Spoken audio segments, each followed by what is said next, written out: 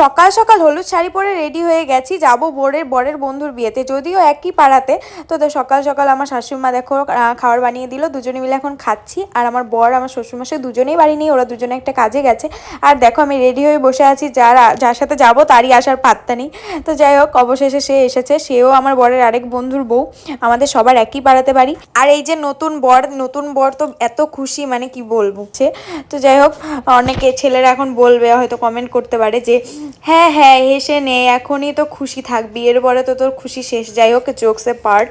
তো আমরা দুজন দেখো গিয়েছিলাম, আর এখানে সব রিচুয়ালস হচ্ছিল, হলুদ কোটা।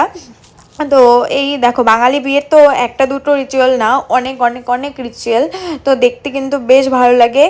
তোমাদের কার কার ভালো লাগে কমেন্ট করে জানিও। আমার তো বাঙালি বিয়ের নিয়ম কানুনগুলো একদম মানে মন ছুঁয়ে যায়, কোনো বিয়েই হতে পারে না বাঙালি বিয়ের মতো। তো যাই হোক, দেখো আমি এখানে দাঁড়িয়ে দাঁড়িয়ে সব নিয়মকানুন দেখছিলাম, এদিকে সবাই একটু একটু নাচছিল, আর এদিকে আবার ঘরে রিচুয়াল, তো সেগুলোই করা হচ্ছিল আবার। আমি সুন্দর মতো সব রিচুয়ালগুলো আবার মানে একদম খুঁটিয়ে খুঁটিয়ে দেখছিলাম। এরপরে চলে গেলাম আমিও নাচতে। তো চলো নেচে নিই।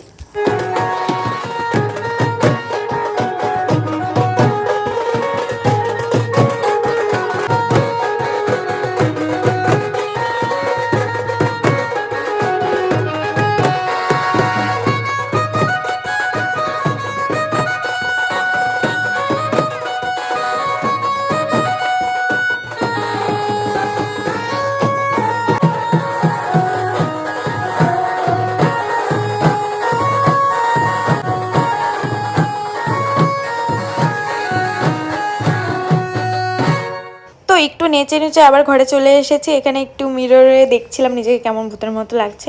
এরপরে দেখো আমাদের বাঙালি বিয়ের ক্ষীর বাতাসা, সেটা খেয়ে নিলাম। এরপরে সবাই সিঁদুর পরিয়ে দিল। তো এখানে ফটোশ্যুট চলছিল, তারপরে আমরা বাড়ি চলে এসেছি।